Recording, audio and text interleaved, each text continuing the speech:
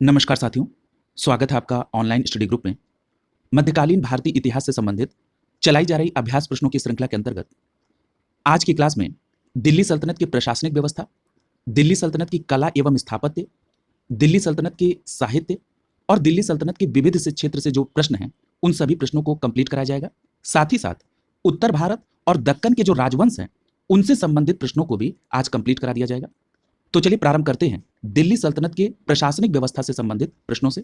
यहां पर सबसे पहला प्रश्न आपसे पूछा जा रहा है कि सल्तनत काल के जो अधिकांश अमीर और सुल्तान थे वो किस वर्ग के थे। तो याद रखेंगे, सल्तनत काल के अधिकांश अमीर और सुल्तान तुर्क वर्ग से थे। तो यहां पर प्रश्न संख्या 1 का ए विकल्प सही हो जाएगा।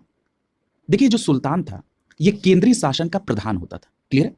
अगला देखिए, प्रश्न संख्या 2 पूछा जा रहा है कि निम्नलिखित युग्मों में से कौन सा सही सुमेलित है।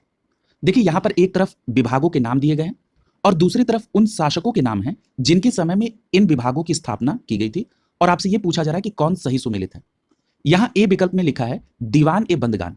याद रखिएगा, ये जो दीवान ए बंदगान की स्थापना की गई थी, ये दासों की देखभाल के लिए की गई थी। और किसके समय हुई? तो फिरोज तुगलक के समय में। तो इस प्रकार प्रश्न संख्या 2 का ए विकल्प आपका आंसर हो जाएगा, ये सही सुमेलित है। जरा अन्य विकल्प को भी देख लीजिए कि उसका सही आंसर क्या होगा। जैसे बी विकल्प में लिखा दीवान ए मुस्तखराज। तो देखिए, दीवान ए मुस्तखराज जो विभाग है, ये अलाउद्दीन खिलजी के समय में शुरू हुआ और ये वित्त विभाग से संबंधित है। सी विकल्प में लिखा है दीवान ए कोही। तो याद रखिएगा, ये जो दीवान ए कोही विभाग है, ये बहुत पॉपुलर है और ये मोहम्मद बिन तुगलक के समय में शुरू हुआ और ये कृषि से संबंधित विभाग था। अगला दिया है दीवान ए अर्ज। ये जो दीवान ए अर्ज विभाग था, ये बलवन के समय में प्रारंभ हुआ और ये सैन्य विभाग से संबंधित था। तो इस प्रकार आपने सभी विकल्पों को देख लिया और यहां पर प्रश्न संख्या 2 का ए विकल्प आपका आंसर हो जाएगा। आइए प्रश्न संख्या 3 को देखते हैं। प्रश्न संख्या 3 में आपसे पूछा जा रहा है कि दिल्ली सल्तनत में जो दीवान ए अर्ज था, यह विभाग किसके द्वारा स्थापित किया गया। तो अभी आपने समझा कि दिल्ली सल्तनत में जो दीवान ए अर्ज विभाग था, यह बलवन के समय में स्टैब्लिश हुआ और यह सैन्य विभाग से संबंधित है। तो इस प्रकार यहां पर प्रश्न संख्या 3 का ए विकल्प आपका आंसर हो जाएगा। प्रश्न संख्या 4 देखिए, पूछा जा रहा है कि भारत के किस मध्यकालीन शासक ने इक्ता व्यवस्था को प्रारंभ किया था। तो याद रखिएगा, इल्तुतमिश के समय में इक्ता व्यवस्था का प्रारंभ किया गया था। यहां पर प्रश्न संख्या 4 का ए विकल्प यहां पर सही हो जाएगा। यह भी प्रश्न पूछा जा सकता है कि जो इल्तुतमिश ने इक्ता व्यवस्था का प्रारंभ किया था, यह व्यवस्था क्या थी। तो याद रखिएगा, यह लगान से संबंधित व्यवस्था थी। इसमें होता क्या था कि किसी भूमि का जो एक विशेष खंड है, वो किसी सैनिक या सैनिक अधिकारियों को दिया जाता था ताकि वो उस लगान का उपभोग कर सके। लेकिन एक बात याद रखिएगा, वो इस भूभाग के मालिक नहीं होते थे। क्लियर है। तो इस प्रकार इक्ता व्यवस्था इल्तुतमिश के समय में प्रारंभ हुई।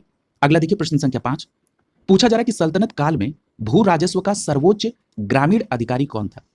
तो याद रखिएगा, सल्तनत काल के शासन में जो सबसे इनिशियल इकाई थी, यानी सबसे छोटी इकाई थी, उसको ग्राम कहते थे। और याद रखिएगा, ये जो ग्राम था, इस स्तर पर जो भू राजस्व का सर्वोच्च अधिकारी था, उसको चौधरी कहते थे। तो इसलिए प्रश्न संख्या 5 का ए विकल्प आपका आंसर हो जाएगा। सल्तनत काल में भू राजस्व का सर्वोच्च ग्रामीण अधिकारी चौधरी कहलाता था। क्लियर है। और याद रखिएगा, ये स्वशासन और पैतृक अधिकारियों की व्यवस्था के अंतर्गत आता था। अगला देखिए, प्रश्न संख्या 6 पूछा जा रहा है कि सर्व कर क्या कहलाता था। याद करिए, जब आप तुगलक वंश पढ़ रहे थे, तब आपने फिरोज तुगलक के बारे में एक बात पढ़ी थी, जिसमें कहा गया कि सिंचाई कर सर्वप्रथम फिरोज तुगलक ने लगाया और उस सिंचाई कर का नाम क्या था? हक ए सर्व। उसी सर्व के बारे में पूछा जा रहा है। तो अब स्पष्ट हो गया कि जो सर्व कर है, ये किससे संबंधित है? सिंचाई से संबंधित है। क्लियर है। यहां पर एक बात और याद रखिएगा, ये जो सिंचाई का हक ए सर्व कर था, ये खेतों की उपज के 10% की दर से लगाया जाता था। क्लियर है। इस बात को भी आप ध्यान में रखेंगे। अगला देखिए, प्रश्न संख्या 7 आपसे पूछा जा रहा है कि हदीस क्या होता है। तो याद रखिएगा, हदीस एक इस्लामिक कानून है। इसलिए यहां पर प्रश्न संख्या 7 का ए विकल्प सही हो जाएगा। आप सभी को पता है कि इस्लाम धर्म का जो मूल स्रोत है वो कुरान है। क्लियर है। और इसका जो दूसरा स्रोत है वो है हदीस। ठीक है, यानी जिसमें इस्लामिक कानून के बारे में दिया गया है। और ये दोनों ही मिलकर इस्लाम धर्म को एलेबोरेट करते हैं। क्लियर है। और इस्लामिक शरीयत की संरचना भी करते हैं। अगला देखिए, प्रश्न संख्या 8 पूछा जा रहा है कि निम्नलिखित में से किसने टंका नामक चांदी का सिक्का चलाया था। तो इल्तुतमिश, मैंने एलेबोरेट किया था कि इल्तुतमिश ने 2 प्रमुख सिक्के चलाए थे, एक चांदी का टंका और दूसरा तांबे का जीतल। क्लियर है। तो इस प्रकार यहां पर टंका जो कि चांदी से संबंधित है, किसने चलाया था? इल्तुतमिश ने। तो यहां पर प्रश्न संख्या 8 का सी विकल्प आपका आंसर हो जाएगा। ठीक है। और तांबे का जीतल भी इल्तुतमिश ने चलाया था। अगला देखिए, प्रश्न संख्या 9 आपसे पूछा जा रहा है कि सल्तनत काल के सिक्के में टंका, शशगनी और जीतल ये किन धातुओं के थे? तो यहां पर एक बात याद रखिएगा कि जो टंका और सशगनी था ये चांदी से संबंधित था, और जो जीतल था अभी आपने पढ़ा कि वो तांबे से संबंधित था। यानी टंका और सशगनी चांदी का और जीतल तांबे का बना हुआ था। तो इस प्रकार यहां पर प्रश्न संख्या 9 का ए विकल्प आपका आंसर हो जाएगा। क्लियर है? अगला देखिए प्रश्न संख्या 10। पूछा जा रहा है कि 13वीं और 14वीं शताब्दी में भारतीय कृषक कौन सी खेती नहीं करता था? तो आप सभी को पता है कि जो मक्का है ये पुर्तगाली लेकर आए थे। क्लियर है?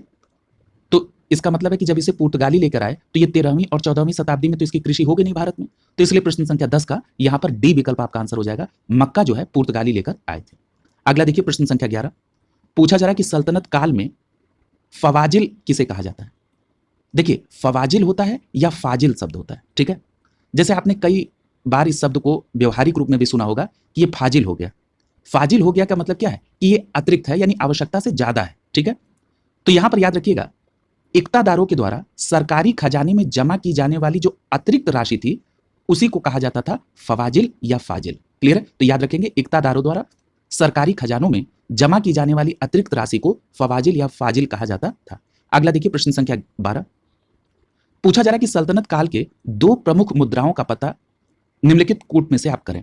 तो अभी आपने पढ़ा था कि इल्तुतमिश के समय में दो प्रमुख सिक्के चले थे, चांदी का टंका और तांबे की जीतल। तो यहां पर आप देख रहे हैं कि 2 और 4 आपका सही होगा। तो यहां पर प्रश्न संख्या 12 का डी विकल्प आपका आंसर हो जाएगा। यानी इल्तुतमिश वो पहला तुर्क शासक था जिसने शुद्ध अरबी सिक्के चलाए थे। यह भी प्रश्न पूछा जाता है आपसे। क्लियर है?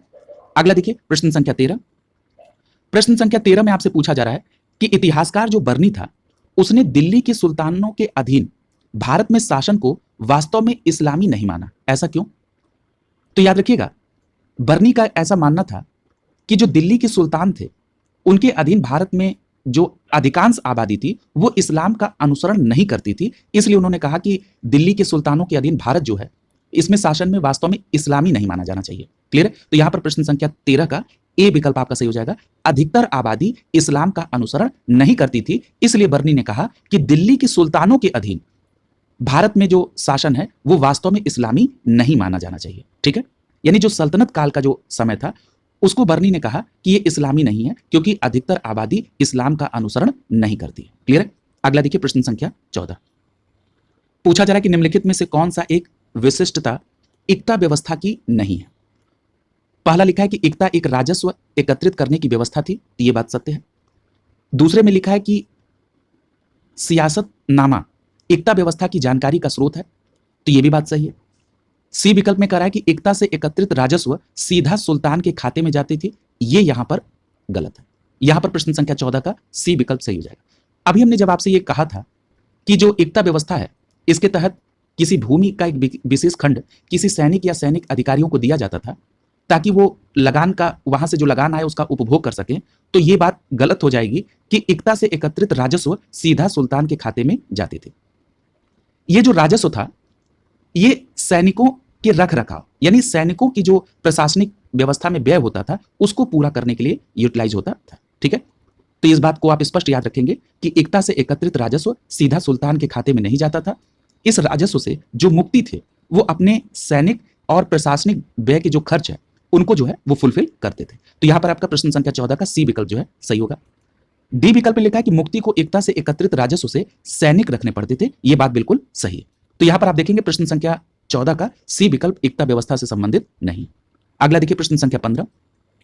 यहां पर आपको सुमिलित करना है। पहला लिखा दीवाने अर्ज। दीवाने अर्ज मैंने आपसे कहा था कि बलबन के समय में प्रारंभ हुआ और किससे संबंधित था? सैन्य विभाग से। तो यहां पर आपका ए जो सुमिलित हो जाएगा चौथे के साथ। उसके बाद दीवाने रिसालत।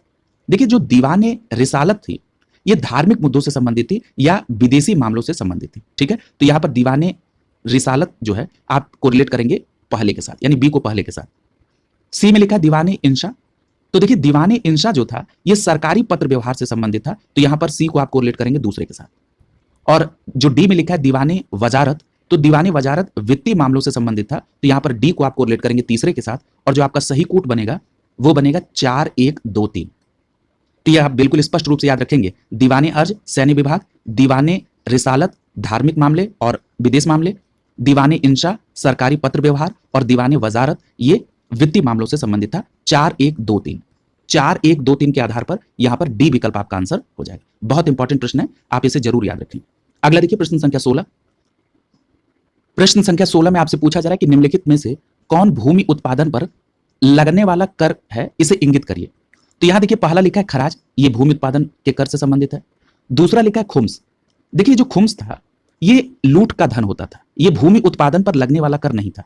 जब युद्ध के समय में शत्रु राज्य में जो जनता से लूट का धन होता था उसके लिए जो टर्म्स यूज हुआ वो था खुम्स। ठीक है, तो ये तो यहां पर भूमि उत्पादन से संबंधित नहीं है, तो दूसरा आप क्रॉस करेंगे और जैसे ही आप दूसरा क्रॉस करेंगे वैसे ही विकल्प बी और विकल्प सी ये दोनों कैंसिल हो जाएगा। अब देखिए जो खुम्स था, आप सभी को पता है कि पहले ये इसका 4/5 भाग सैनिकों में बांटा जाता था और इसका 1/5 भाग राजकोष में जाता था। लेकिन जब अलाउद्दीन खिलजी और उसके बाद मोहम्मद बिन तुगलक का समय आया तो उन्होंने इस व्यवस्था को अपोजिट कर दिया और कहा कि 4/5 भाग राजकोष में जमा होगा और 1/5 भाग सैनिकों में बांटा जाएगा। वहीं जब लोदी शासन आया तो उस समय सिकंदर लोदी ने कहा कि वो गड़े हुए खजाने का कोई हिस्सा नहीं लेगा। क्लियर है? तो इस प्रकार यहां जो खुम्स है ये भूमि उत्पादन कर नहीं है। उर्स और मुक्तई ये दोनों भूमि उत्पादन कर से संबंधित है, इसलिए प्रश्न संख्या 16 का आपका डी विकल्प आंसर हो जाएगा। क्लियर? अगला देखिए, इस प्रकार यहां पर दिल्ली सल्तनत की जो प्रशासनिक व्यवस्था से संबंधित प्रश्न है वो कंप्लीट हो गए। अब जो अगला पार्ट है वो है दिल्ली सल्तनत का कला एवं स्थापत्य व्यवस्था। यहां पर जो सबसे पहला प्रश्न पूछा जा रहा है कि जो अलाई दरवाजा है इसका निर्माण किसने कराया था। तो याद रखिएगा अलाई दरवाजा का निर्माण अलाउद्दीन खिलजी के द्वारा कराया गया था। यहां पर प्रश्न संख्या 1 का सी विकल्प आपका आंसर हो जाएगा। अलाई दरवाजा का निर्माण अलाउद्दीन खिलजी ने कराया था और ये कुतुब मीनार के निकट करवाया गया था। ठीक है, और कई बार ये भी पूछा जाता है कि इसका निर्माण किससे हुआ। तो याद रखिएगा इसका निर्माण लाल बलुआ पत्थर और सफेद संगमरमर के द्वारा 1311 में हुआ था। ये 1311 में बनकर तैयार हुआ था अलाई दरवाजा, और किसके निकट बनवाया गया? कुतुब मीनार के, और किसके द्वारा? अलाउद्दीन खिलजी के द्वारा। अगला देखिए प्रश्न संख्या 2। पूछा जा रहा है कि घोड़े की नाल के आकार का जो मेहराब है यह सर्वप्रथम प्रयोग में लाई गई थी किस जगह। तो याद रखेंगे अलाई दरवाजे में। क्लियर है? तो जो घोड़े की नाल के आकार का जो मेहराब है यह सर्वप्रथम अलाई दरवाजे में प्रयोग में लाया गया था। तो यहां पर प्रश्न संख्या 2 का सी विकल्प आपका आंसर हो जाएगा। याद रखेंगे, अच्छा प्रश्न है। अगला है प्रश्न संख्या 3। पूछा जा रहा है कि निम्नलिखित में से किसने कुतुब मीनार के निर्माण में योगदान नहीं दिया था। तो देखिए मैंने आपसे इस बात को बताया था कि जो कुतुब मीनार है इसका निर्माण प्रारंभ किया था कुतुबुद्दीन ऐबक ने, और कुतुबुद्दीन ऐबक के बाद जब इल्तुतमिश आया तो उसने इस निर्माण कार्य को पूरा करा दिया। क्लियर? लेकिन जब फिरोज तुगलक का शासनकाल था तो उस समय इसकी चौथी मंजिल में कुछ डिस्टर्बेंस हुआ, तो फिरोज तुगलक के द्वारा चौथी मंजिल का तो पुनर्निर्माण कराया गया और साथ ही साथ एक 5वीं मंजिल भी निर्मित करा दी गई। क्लियर है? तो यानी इन 3 लोगों का पार्टिसिपेशन कुतुब मीनार के निर्माण में है। तो यहां पर आपका जो सही जवाब होगा वो हो जाएगा अलाउद्दीन खिलजी, यानी अलाउद्दीन खिलजी का कुतुब मीनार के निर्माण में कोई पार्टिसिपेशन नहीं है। प्रश्न संख्या 3 का सी विकल्प सही हो जाएगा। ये तो बात रही निर्माण में योगदान करने की। यहां पर एक प्रश्न और आपसे पूछा जा सकता है कि ये जो कुतुब मीनार का निर्माण है ये किसकी स्मृति में कराया गया था। तो ये बात स्पष्ट रूप से याद रखिएगा कि एक शेख थे ख्वाजा कुतुबुद्दीन बख्तियार काकी, शेख ख्वाजा कुतुबुद्दीन बख्तियार काकी की स्मृति में इसका निर्माण कराया गया था, और ये 237.8 फीट ऊंचा है। कितना है? 237.8 फीट ऊंचा है। ये बात भी आप ध्यान में रखेंगे। अगला देखिए प्रश्न संख्या 4। पूछा जा रहा है कि निम्नलिखित में से किस सुल्तान ने कुतुब मीनार की 5वीं मंजिल का निर्माण कराया। तो अभी चर्चा हुई है कि 5वीं मंजिल का निर्माण किसने कराया था, तो आपका सही जवाब होगा फिरोज शाह तुगलक ने। तो यहां पर प्रश्न संख्या 4 का सी विकल्प आपका आंसर हो जाएगा। अगला देखिए प्रश्न संख्या 5। पूछा जा रहा है कि भारत में प्रथम मकबरा जो शुद्ध इस्लामी शैली में निर्मित हुआ था किसका था।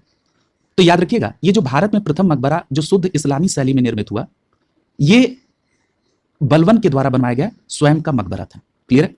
और यह भी पूछा जाता है कि जो बलबन ने स्वयं का मकबरा बनवाया था जो कि भारत में प्रथम मकबरा था शुद्ध इस्लामी शैली का, ये किसके समीप है। तो याद रखिएगा दिल्ली में किला है राय पिथौरा, इसी के समीप ये बलबन ने स्वयं का मकबरा बनवाया। और यहां पर एक बात और याद रखिएगा कि ये विशुद्ध इस्लामी शैली में निर्मित प्रथम मकबरा था भारत में। ठीक है, तो यहां पर प्रश्न संख्या 5 का बी विकल्प आपका आंसर हो जाएगा। अगला देखिए प्रश्न संख्या 6।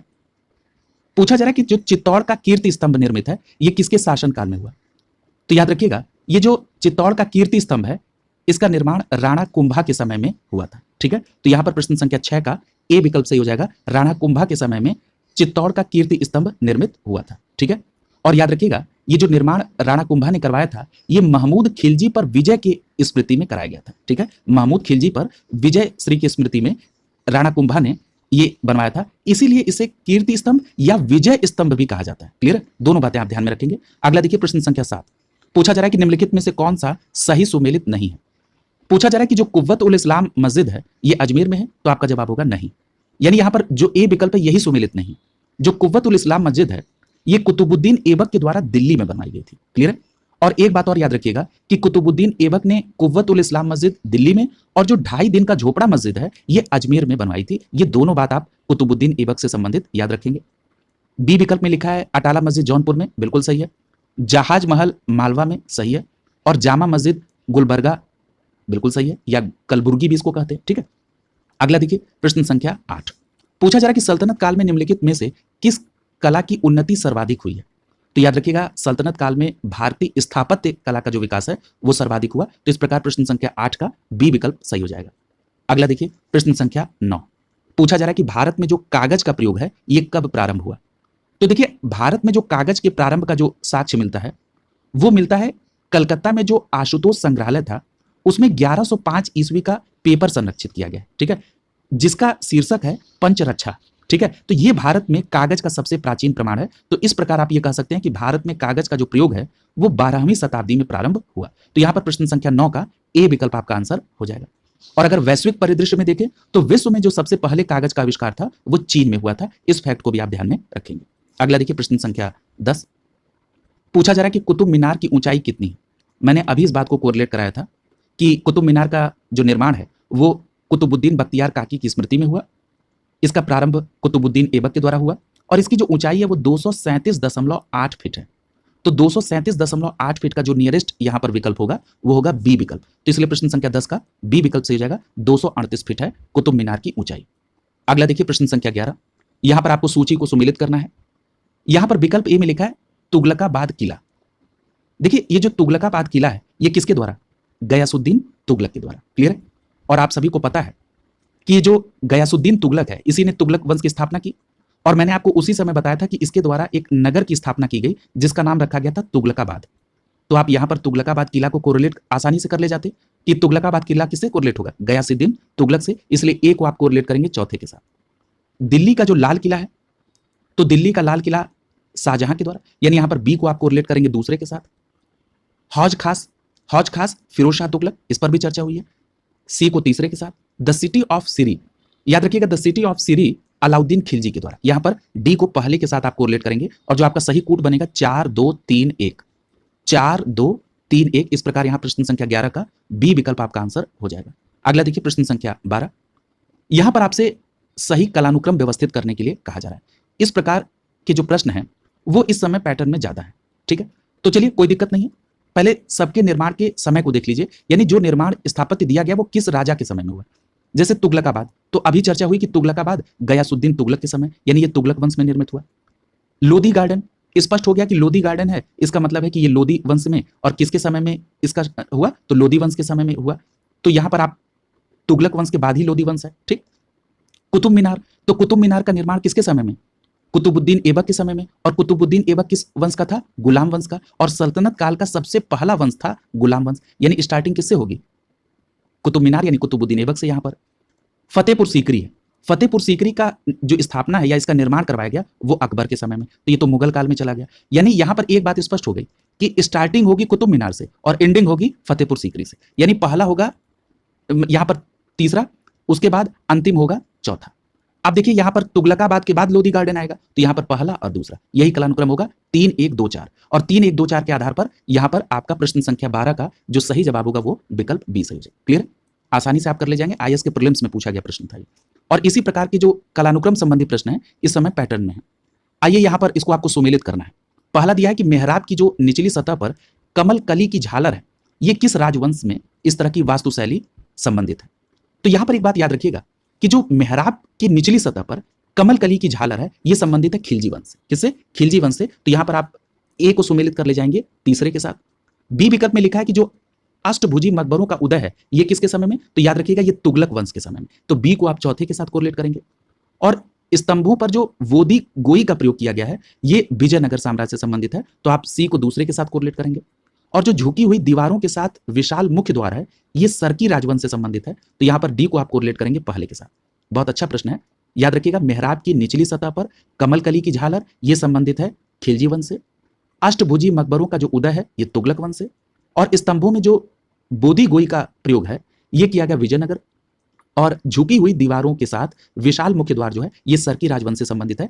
3-4-2-1 3-4-2-1 के आधार पर यहां पर ए विकल्प सही हो जाएगा प्रश्न संख्या 13 में। ठीक है, तो इस प्रकार ये भी चैप्टर कंप्लीट हो गया। अगला जो चैप्टर है वो है दिल्ली सल्तनत में जो साहित्य के संबंध में जो प्रश्न है उनसे संबंधित।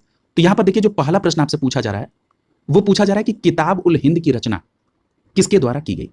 तो याद रखेंगे जो किताब उल हिंद की रचना की गई थी वो किसके द्वारा, तो अलबरूनी के द्वारा। तो यहां पर प्रश्न संख्या 1 का सी विकल्प सही हो जाएगा। किताबुल हिंद की रचना किसके द्वारा, अलबरूनी के द्वारा की गई थी। यहां पर एक बात और याद रखिएगा कि अरब से आने वाले यात्रियों में अलबरूनी बहुत प्रमुख था और इसका वास्तविक नाम क्या था, अबू रेहान। ठीक है, क्या नाम था, अबू रेहान। कई बार वास्तविक नाम भी पूछा जाता है, तो याद रखेंगे अलबरूनी का वास्तविक नाम अबू रेहान था। तो यहां पर प्रश्न संख्या 1 का सी विकल्प सही हो जाएगा।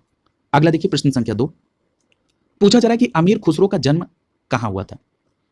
तो याद रखिएगा अमीर खुसरो का जो जन्म है वो यहां पर आपका जो सही जवाब होगा वो होगा एटा में। उस समय ये एटा में था। ये जो स्थान है पटियाली जहां पर ये जन्म हुआ था ये वर्तमान समय में कासगंज जिले में आता है। ठीक है, तो याद रखेंगे उत्तर प्रदेश में ये वर्तमान समय में कासगंज जिले में पटियाली स्थान है। ठीक है, उस समय ये एटा में आता था। ठीक, तो यहां पर आपने इस फैक्ट को देख लिया। यहां पर एक बात और याद रखिएगा, कई बार यह भी पूछा गया कि अमीर खुसरो का वास्तविक नाम क्या था। तो अमीर खुसरो का वास्तविक नाम था अबुल हसन यामुनुद्दीन खुसरो। अबुल हसन यामुनुद्दीन खुसरो। ठीक है, तो ये बात ध्यान रखेंगे। इसका जो जन्म है वो कासगंज पटियाली में 1253 में हुआ था। ठीक है, अगला देखिए प्रश्न संख्या 3 पूछा जा रहा है कि निम्नलिखित में से किसने स्वयं को हिंदुस्तान का तोता कहा। तो देखिए याद रखिएगा जो हिंदुस्तान का तोता कहा था वो अमीर खुसरो ने कहा था। यहां पर प्रश्न संख्या 3 का सी विकल्प सही हो जाएगा। हिंदुस्तान का तोता लिखा हो या तूतीय हिंद लिखा हो आप सीधे कोरिलेट करेंगे अमीर खुसरो के साथ। ठीक है, यानी अमीर खुसरो ने स्वयं को हिंदुस्तान का तोता या तूतीय हिंद कहा था। अगला देखिए प्रश्न संख्या 4 प्रश्न संख्या 4 में आपसे पूछा जा रहा है कि अमीर खुसरो ने किसके विकास में अग्रगामी भूमिका निभाई। तो स्पष्ट याद रखिएगा कि खड़ी बोली के डेवलप में अमीर खुसरो का पार्टिसिपेशन था। तो यहां पर प्रश्न संख्या 4 का सी विकल्प सही हो जाएगा। अमीर खुसरो ने खड़ी बोली के विकास में अपनी अहम भूमिका निभाई। अगला देखिए प्रश्न संख्या 5 पूछा जा रहा है कि निम्नलिखित में से किसने दिल्ली के 7 सुल्तानों का शासनकाल देखा था। तो देखिए दिल्ली के 7 सुल्तानों का जो शासनकाल है वो यहां पर अमीर खुसरो और शेख निजामुद्दीन औलिया दोनों लोगों ने देखा था। तो यहां पर आपका प्रश्न संख्या 4 में ए और बी दोनों विकल्प सही हो जाएगा। याद रखेंगे अमीर खुसरो और शेख निजामुद्दीन औलिया इन दोनों लोगों ने 7 सुल्तानों से अधिक का शासनकाल देखा। अगला देखिए प्रश्न संख्या 6 पूछा जा रहा है कि प्रसिद्ध कवि अमीर खुसरो किसके दरबार से संबंधित था। तो अभी आपने देखा कि अमीर खुसरो तो 7 सुल्तानों से अधिक के शासनकाल को इसने देखा। यहां पर जो विकल्प में नाम है उसमें आपका सही जवाब हो जाएगा अलाउद्दीन खिलजी। क्लियर, तो जो अमीर खुसरो है अलाउद्दीन खिलजी। और याद रखिएगा ये अमीर खुसरो मोहम्मद बिन तुगलक के दरबार में भी रहा। तो यहां पर भी आपका विकल्प ए और सी दोनों सही हो जाएगा। क्लियर, यहां पर भी 2 विकल्प सही हो रहे हैं। अगला देखिए प्रश्न संख्या 7 पूछा जा रहा है कि अमीर खुसरो क्या था। तो देखिए अमीर खुसरो जो था वो एक कवि की भूमिका में भी था, इतिहासकार और संगीतज्ञ। यानी आपको यहां पर डी विकल्प को चयन करना होगा। ये तीनों भूमिका में अमीर खुसरो का रोल था। तो यहां पर प्रश्न संख्या 7 का डी विकल्प सही हो जाएगा। प्रश्न संख्या 8 देखिए पूछा जा रहा है कि नई फारसी काव्य शैली सबक ए हिंदी अथवा हिंदुस्तान शैली का जन्मदाता कौन है। तो आपका सही जवाब क्या हो जाएगा, ये जो सबक ए हिंदी या हिंदुस्तान शैली है नई फारसी काव्य शैली इसके जन्मदाता अमीर खुसरो। यानी यहां पर आपका प्रश्न संख्या 8 का डी विकल्प आंसर हो जाएगा। क्लियर, अगला देखिए प्रश्न संख्या 9 प्रश्न संख्या 9 में कहा जा रहा है कि हिंदी और फारसी दोनों भाषाओं का विद्वान कौन था। तो याद रखिएगा जो अमीर खुसरो था ये हिंदी और फारसी दोनों भाषाओं का विद्वान था। अगला प्रश्न पूछा जा रहा है प्रश्न संख्या 10 में कि तबकात ए नासरी के लेखक कौन है। तो याद रखिएगा तबकात ए नासरी के लेखक थे मिनहाज उल सिराज। कौन थे, मिनहाज उल सिराज। तो यहां पर आपका प्रश्न संख्या 10 का सी विकल्प आंसर हो जाएगा। और याद रखिएगा ये जो मिनहाज उल सिराज ने जो तबकात ए नासरी लिखा ये किसको समर्पित था। तो याद रखिएगा ये सुल्तान नासिरुद्दीन को समर्पित था। ठीक है, तो यहां पर आपका प्रश्न संख्या 10 का सी विकल्प सही हो जाएगा। अगला देखिए प्रश्न संख्या 11 पूछा जा रहा है कि निम्न भाषाओं में से किस भाषा को दिल्ली सुल्तानों ने संरक्षण दिया। तो याद रखिएगा दिल्ली के सुल्तानों ने फारसी भाषा को संरक्षण दिया। तो यहां पर प्रश्न संख्या 11 का सी विकल्प सही हो जाएगा। फारसी भाषा को भारत में मुस्लिम विजेताओं ने या दिल्ली सल्तनत की स्थापना के बाद फारसी भाषा को राजभाषा का दर्जा दिया गया। अगला देखिए प्रश्न संख्या 12 पूछा जा रहा है कि निम्नलिखित में से किस संगीत वाद्य को हिंदू और मुस्लिम गान वाद्य का एक सबसे श्रेष्ठ मिश्रण माना जाता है। तो याद रखिएगा, ये जो सितार है ये ऐसा वाद्य यंत्र है जो कि हिंदू और मुस्लिम गान वाद्यों का सबसे श्रेष्ठ मिश्रण माना जाता है। तो यहाँ पर प्रश्न संख्या 12 का आपका जो सही जवाब होगा वो विकल्प डी सही हो जाएगा। क्लियर है? और आप सभी को पता है कि जो अमीर खुसरो था इसने तबला और सितार का प्रचलन प्रारंभ किया था। तो यहाँ पर आप इस फैक्ट को भी ध्यान रखेंगे। अगला देखिए प्रश्न संख्या 13। अगले प्रश्न में पूछा जा रहा है कि जो संगीत यंत्र तबला है इसका प्रचलन किसने किया। तो मैंने अभी आपसे कोरिलेट किया था कि सितार के साथ साथ तबला जो है ये अमीर खुसरो के द्वारा 13वीं शताब्दी में इसका प्रचलन किया गया। तो यहाँ पर आपका जो प्रश्न संख्या 13 है बी विकल्प आपका आंसर हो जाएगा। क्लियर? अगला देखिए प्रश्न संख्या 14। पूछा जा रहा है कि निम्नलिखित में से कौन सा राजपूत राजा था जिसने संगीत पर एक पुस्तक लेखक के रूप में उसे जाना जाता है। यानी ऐसा कौन सा राजपूत राजा था जिसने संगीत पर कोई पुस्तक लिखी।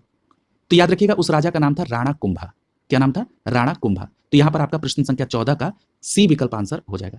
और अगर उस ग्रंथ का नाम पूछा जाए तो याद रखिएगा संगीत शास्त्र पर जो ग्रंथ निर्मित किया था राणा कुंभा ने, उसमें एक था संगीत मीमांसा और दूसरा था संगीत राज। ठीक है? तो याद रखेंगे संगीत मीमांसा और संगीत राज ये दोनों जो ग्रंथ हैं ये संगीत शास्त्र पर हैं और इसका जो ये संबंधित राजा है वो कौन है? राणा कुंभा। क्लियर है?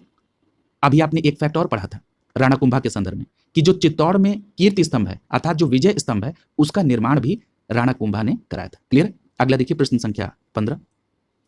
पूछा जा रहा है कि दिल्ली का वो सुल्तान जिसने अपने संस्मरण लिखे थे। तो याद करिए जब आप तुगलक वंश पढ़ रहे थे तो मैंने आपसे स्पष्ट कहा था और कोरिलेट कराते हुए कहा था, वहां सीधा ये प्रश्न में नहीं पूछा गया था लेकिन मैंने आपसे कोरिलेट कराया था कि फिरोज शाह तुगलक ने अपनी आत्मकथा फितुहात ए फिरोज शाही का निर्माण किया था। तो यहाँ पर आपका प्रश्न संख्या 15 का सही जवाब क्या हो जाएगा? विकल्प डी सही हो जाएगा, फिरोज तुगलक। और क्या नाम था जो इनके द्वारा निर्मित संस्मरण है? वो है फितुहात ए फिरोज शाही। क्लियर? याद रखिएगा। अगला देखिए प्रश्न संख्या 16। पूछा जा रहा है कि निम्नलिखित में से किसने ढोल की तेज आवाज के साथ एक महिला का अपने पति की चिता के साथ स्वयं को जला लेने के दृश्यों का भयानक चित्रण किया है। यानी ऐसा कौन था जिसने इस बात का चित्रण किया कि एक ढोल की तेज आवाज के साथ एक महिला अपने पति की चिता के साथ स्वयं को जला रही है, इस प्रकार का दृश्य चित्रित किया। तो याद रखिएगा आपका सही जवाब होगा इब्न बतूता के द्वारा। यहां पर प्रश्न संख्या 16 का ए विकल्प सही हो जाएगा। और इब्न बतूता के बारे में आपको पता है कि इसका यात्रा वृत्तांत रेहला कहलाता है। दूसरी बात, इब्न बतूता 1333 में मोहम्मद बिन तुगलक के शासनकाल में भारत आया था। क्लियर? और मोरक्को निवासी था। अगला देखिए प्रश्न संख्या 17। यहां पर जो ग्रंथ दिए गए हैं इनका आपको कलानुक्रम व्यवस्थित करना है। मैंने आपसे कहा था ना कलानुक्रम वाले प्रश्न पर इस समय विशेष ध्यान दिया जा रहा है, तो उससे घबराने की बिल्कुल आवश्यकता नहीं है। अब जैसे यही प्रश्न पूछा जा रहा है यहां पर ग्रंथों का कलानुक्रम, यानी देखिए इस प्रश्न को निश्चित तौर पर थोड़ा सा अच्छे स्टैंडर्ड में ले जाने का प्रयास किया गया। अमूमन कलानुक्रम जो पूछा जाता है या तो स्थापत्य से संबंधित या राजा या जो उनके राजवंश हैं उनका कलानुक्रम। यहां पर जो ग्रंथ हैं उनका कलानुक्रम। तो यहां पर आपको सबसे पहले क्या करना है कि इन ग्रंथों को देखना है कि ये किसके द्वारा लिखे गए और उसके बाद ये कोरिलेट करना है कि ये जो लेखक हैं या जो विद्वान हैं ये किसके शासनकाल से संबंधित हैं। तो आप इसको बहुत आसानी से कलानुक्रम इसका व्यवस्थित कर ले जाएंगे। अगर हम फतवाहे जहांदारी की बात करें तो आप सभी को पता है कि फतवाहे जहांदारी जो है ये बर्नी की लेखक, ठीक है, यानी ये बर्नी की पुस्तक है। और बर्नी की एक और पुस्तक है तारीख ए फिरोज शाही। ठीक? और अगर हम बर्नी की बात करें तो स्पष्ट है कि मोहम्मद बिन तुगलक और फिरोज तुगलक के समय का है। ठीक? दूसरा लिखा है पृथ्वीराज रासो। पृथ्वीराज रासो के लेखक हैं चंद्रबरदाई और ये पृथ्वीराज चौहान यानी पृथ्वीराज तृतीय के समय के। अगला है किताबुल हिंद। किताबुल हिंद की जो रचना है अभी आपने इसी साहित्य के पहले ही प्रश्न में पढ़ा था कि ये अलबरूनी से संबंधित है। और अलबरूनी जो भारत आया था ये महमूद गजनवी के साथ आया था। क्लियर? याद है आपको जब विदेशी आक्रांताओं को आप पढ़ रहे थे स्टार्टिंग में तो मैंने आपसे ये बताया था और ये प्रश्न भी पूछा गया है कि अलबरूनी भारत किसके साथ आया? तो महमूद गजनवी के साथ, और इसी की कृति है किताबुल हिंद। और जो चौथा लिखा है तबकात ए नासरी, इसकी अभी चर्चा हुई है कि तबकात ए नासरी किसकी है? ये मिनहाज उस सिराज की है। और मिनहाज उस सिराज ने तबकात ए नासरी किसको समर्पित करके लिखी थी? सुल्तान नासिरुद्दीन को। और सुल्तान नासिरुद्दीन कौन है? ये गुलाम वंश का है। आपको याद है कि सुल्तान नासिरुद्दीन के ही समय बलवन इसका प्रधानमंत्री था और बलवन ने अपनी पुत्री का विवाह नासिरुद्दीन से किया, याद है। और नासिरुद्दीन का समय क्या था? 1246 से 1266 तक। अब आपने ये देख लिया कि ये लेखक कौन है और ये किसके समय में थे। ठीक? तो यहां पर सबसे पहले क्या आएगा? तो यहां पर आएगा सबसे पहले किताबुल हिंद, क्योंकि किताबुल हिंद लिखा था अलबरूनी ने और अलबरूनी आया था महमूद गजनवी के साथ। ठीक है? तो किताबुल हिंद यानी तीसरा यहां पर हो जाएगा सबसे पहले। उसके बाद कौन आ रहा है? उसके बाद आ रहा है पृथ्वीराज रासो, यानी पृथ्वीराज रासो यानी जो पृथ्वीराज चौहान के समय से है। ठीक है? यानी जिसको तराइन के द्वितीय युद्ध में 1192 में मोहम्मद गोरी ने पराजित किया था। क्लियर है? तो अब यहां पर जब गजनवी तो उसके बाद गोरी, तो यहां पर आप दूसरे नंबर पे ले लेंगे पृथ्वीराज रासो को।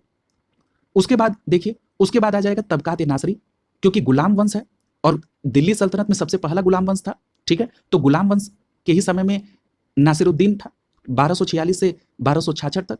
ठीक है, और इसके बाद बलबन आया था। तो ये स्पष्ट हो गया कि तबकात ए नासरी जो कि मिनहाज उस सिराज के द्वारा लिखी गई थी। तो आप फिर यहां पर चौथा लिखिए। और उसके बाद आ जाएगा नंबर किसका? फतवा ए जहांदरी का। और फतवा ए जहांदरी किसने लिखा था? बर्नी ने।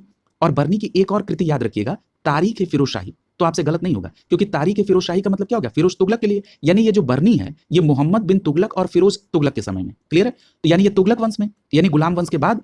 तो यानी यहां पर फिर आ जाएगा जो वो है पहला। ठीक, तो सही कूट क्या बना? 3 2 4 1। ये तो मैंने आपको एक्सप्लेन करने के लिए, कोरिलेट कराने के लिए, या किस प्रकार से आप इन प्रश्नों का अपने दिमाग में हवा क्रिएट ना करें। इसको, इन प्रश्नों को देखने के बाद बहुत से लोगों ने मुझे बताया है कि एकदम प्रेशर क्रिएट हो जाता है। और जबकि आप, मुझे पूरा विश्वास है कि जितने लोग इस बात को सुन रहे हैं, मैक्सिमम लोग इस सभी बातों से कोरिलेट कर ले जाएंगे। लेकिन वो उस समय अपने आप को इतना प्रेशराइज कर देते हैं कि एग्जाम के प्रेशर के कारण कि समय लग जाएगा, इसलिए वो इन प्रश्नों को स्किप कर देते हैं या तो जल्दीबाजी के कारण गलत कर देते हैं। क्लियर है? तो यहां पर आपका जो सही कोड बनेगा 3 2 4 1। 3 2 4 1 के आधार पर यहां पर आपका डी विकल्प सही हो जाएगा। क्लियर है? अगला देखिए, प्रश्न संख्या 18। प्रश्न संख्या 18 में आपको सुमेलित करना है। यहां पर पहला दिया गया है। अब जरा देखिए, यहां पर जियाउद्दीन बर्नी का नाम लिखा है। अभी मैंने आपको कोरिलेट किया है कि जियाउद्दीन बर्नी ने फतवाए जहांदरी के साथ साथ तारीख फिरोज शाही भी लिखा है। और यहां देखिए तीसरे में तारीख फिरोज शाही का ऑप्शन दिया है, तो तुरंत आप ए को तीसरे के साथ कोरिलेट कर देंगे। हसन निजामी की बात करें तो हसन निजामी के द्वारा किसकी रचना की गई थी? ताजुल मासिर की। तो यहां पर आप कोरिलेट करेंगे बी को चौथे के साथ। और मिनहाज उस सिराज, तो ये आपने कई बार पढ़ लिया कि ये मिनहाज उस सिराज के द्वारा तबकात ए नासिरी और किस सुल्तान को समर्पित था? नासिरुद्दीन, जो गुलाम वंश का शासक था 1246 से 1266। तो आप सी को किससे कोरिलेट करेंगे? सी को आप कोरिलेट करेंगे दूसरे के साथ। और याहिया बिन अहमद, ये जो याहिया बिन अहमद है, इसको आप किससे कोरिलेट करेंगे? तारीख ए मुबारक शाही, यानी डी को आप कोरिलेट करेंगे पहले के साथ। और जो आपका सही कोड बनेगा 3 4 2 1। 3 4 2 1, यानी यहां पर आपका डी विकल्प सही हो जाएगा। क्लियर? अगला देखिए, प्रश्न संख्या 19। यहां पर भी आपको सूची को ही सुमेलित करना है। पहला लिखा है तारीख ए हिंद। तो देखिए, इस चैप्टर का जो पहला प्रश्न था वही अलबरूनी से संबंधित था और उसमें आपने पढ़ा था किताबुल हिंद। तो याद रखिएगा, किताबुल हिंद या तारीख ए हिंद ये अलबरूनी के द्वारा। ठीक है, तो यहां पर ए को आप किससे कोरिलेट करेंगे? तीसरे के साथ। तारीख ए दिल्ली, तो तारीख ए दिल्ली संबंधित हो जाएगा खुसरो से, तो यहां पर बी को चौथे के साथ। रेहला अभी हमने कोरिलेट कराया था कि इब्न बतूता से संबंधित हो जाएगा रेहला। ठीक है, और उसमें इब्न बतूता ने कई प्रकार के एक दृश्य, अभी आपने पढ़ा था कि तबले की तेज आवाज के साथ एक महिला अपने पति के साथ चिता पर है, इस तरह के दृश्य को चित्रित किया था इब्न बतूता ने। तो यहां पर सी को आप पहले के साथ। और तबकात नाशरी, तो ये मिनहाज उस सिराज के द्वारा, तो यहां पर डी को आप कोरिलेट करेंगे दूसरे के साथ। और 3 4 1 2, 3 4 1 2, यानी यहां पर सी विकल्प सही हो जाएगा। अगला देखिए, प्रश्न संख्या 20। प्रश्न संख्या 20 में आपसे पूछा जा रहा है कि अपभ्रंश शब्द का प्रयोग मध्यकालीन संस्कृत ग्रंथों में होता था। तो याद रखिएगा, यहां पर पहला लिखा है कि राजपूतों में से जातिच्युत लोगों को इंगित करने के लिए, ऐसा नहीं था। वैदिक कर्मकांडों के त्याग को इंगित करने के लिए, ये भी नहीं है।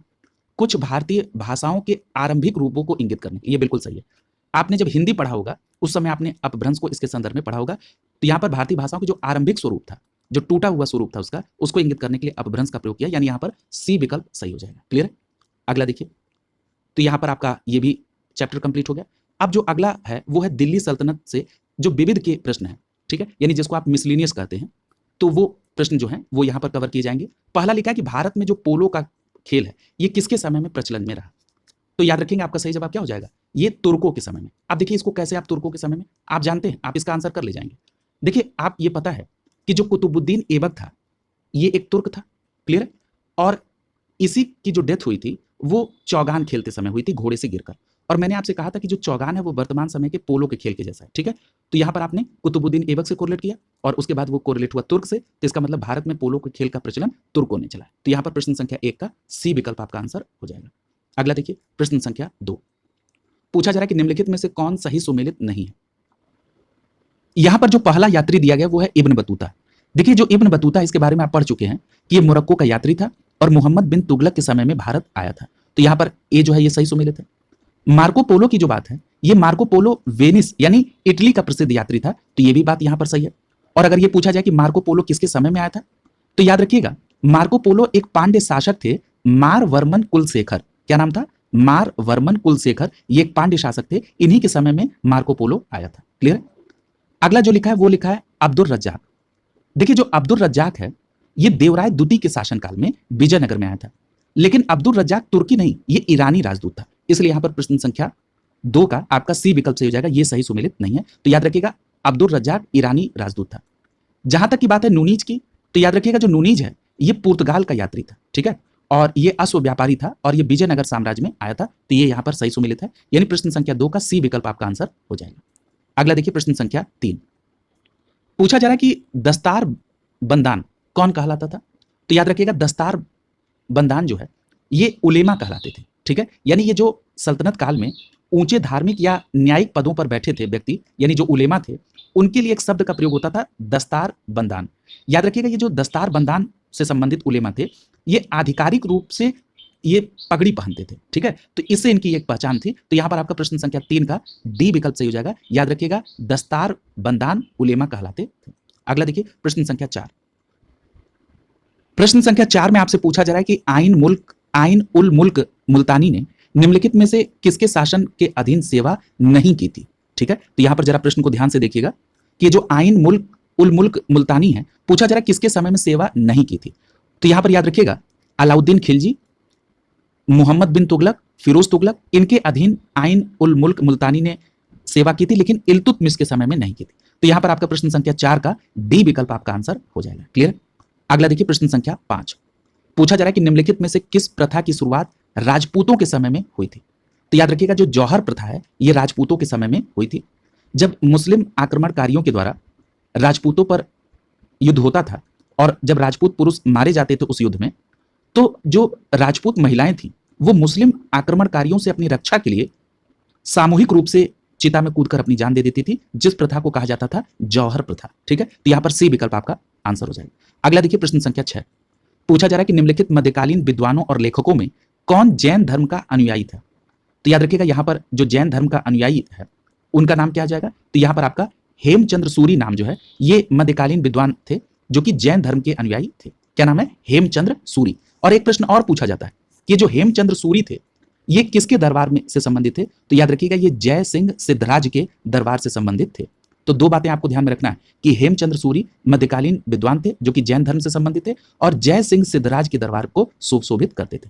और इसके पहले जब आप तुगलक वंश पढ़ रहे थे तो उस समय मैंने बताया था आपसे कि एक जैन धर्माचार्य थे जिनका नाम था जिन प्रभु सूरी, वो मोहम्मद बिन तुगलक के समय में थे, ठीक है, तो इस तरह के फैक्ट को याद रखिएगा, यहां से प्रश्न बनते हैं। अगला देखिए प्रश्न संख्या 7, पूछा जा रहा है कि चुंबकीय दिशा सूचक का भारतीय महासागरों में प्रयोग की प्रारंभिक सूचना किससे मिलती है? बहुत अच्छा प्रश्न है। तो याद रखिएगा चुंबकीय दिशा सूचक का भारतीय महासागरों में प्रयोग का जो प्रारंभिक सूचना है वो सदरुद्दीन मोहम्मद अल औफी के समय में। तो यहां पर आपका सी विकल्प सही जाएगा। सदरुद्दीन मोहम्मद औफी के द्वारा किसकी सूचना दी गई? याद रखिएगा इनकी एक पुस्तक है जिसका नाम है जवामी उल हियाकत। क्या नाम है? जवामी उल हियाकत। इसी जवामी उल हियाकत में दिशा सूचक यंत्र के बारे में चर्चा की गई है। और यह पुस्तक किससे संबंधित है? तो ये पुस्तक संबंधित है सदरुद्दीन मोहम्मद अल औफी की, ठीक है।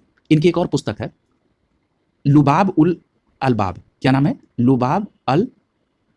लुबाब उल अलबाब, ठीक है। और एक पुस्तक का नाम है जवामी उल हिकायत, ठीक है। तो ये दोनों आप ध्यान में रखेंगे। अगला देखिए प्रश्न संख्या 8, यहां पर युद्ध है और उनके ईयर दिए गए। देखिए आपकी परीक्षा में आप जिस भी परीक्षा की तैयारी कर रहे हैं वहां पर युद्ध से संबंधित तो एक प्रश्न निश्चित रूप से रहना है। देखिए यहां पर अगर हम बात करें चंदावड़ के युद्ध की, तो ये चंदावड़ का युद्ध 1194 में हुआ था, यानी ए को आप दूसरे के साथ कोरिलेट करेंगे। ईयर तो आपने देख लिया। अगर मान लीजिए ये पूछा जाता कि चंदावड़ का युद्ध किसके बीच हुआ, तो याद रखिएगा 1194 में मोहम्मद गोरी और जयचंद के बीच में हुआ, जिसमें जयचंद पराजित हुआ। और ये जो जयचंद है ये कन्नौज के गढ़वाल वंश का शासक था, ठीक है। तो याद रखिएगा चंदावड़ का युद्ध 1194 में मोहम्मद गोरी और जयचंद के बीच में हुआ था।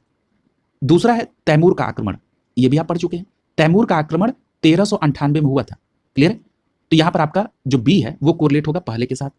और तैमूर के आक्रमण के समय तुगलक वंश का शासन था। और कौन सा तुगलक शासक था उस समय? तो नसीरुद्दीन महमूद शाह। नसीरुद्दीन महमूद शाह तुगलक शासक था जिसके समय में तैमूर का आक्रमण 1398 में हुआ और इसी के आक्रमण के बाद तुगलक वंश खत्म हो गया। और ये जो तैमूर आक्रमण था इसने दिल्ली सल्तनत का भी बहुत बंटाधार किया। क्लियर है? और उसके बाद जो है सैयद वंश की स्थापना हुई। अगला है तालीकोटा का युद्ध। तालीकोटा का जो युद्ध है ये 23 जनवरी 1565 को हुआ था। तो यहां पर आप सी को कोरिलेट करेंगे चौथे के साथ 1565 में। अब ये प्रश्न उठता है कि जो तालीकोटा का युद्ध है ये किसके बीच हुआ था?